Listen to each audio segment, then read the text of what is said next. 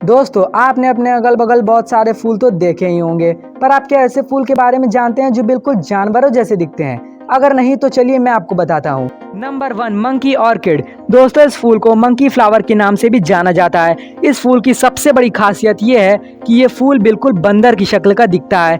ये फूल पहाड़ी क्षेत्रों में जैसे कोलंबिया और पेरू में पाया जाता है। इस फूल में से नारंगी रंग जैसी तेज खुशबू आती है। Number 2, duck orchid. दोस्तों, इस फूल को डक फ्लावर के नाम से भी जाना जाता है। ये फूल बिल्कुल बतख की तरह दिखता है। इस फूल को देखने पर ऐसा लगता है कि कोई बतख मानो हवा में उड़ रही हो।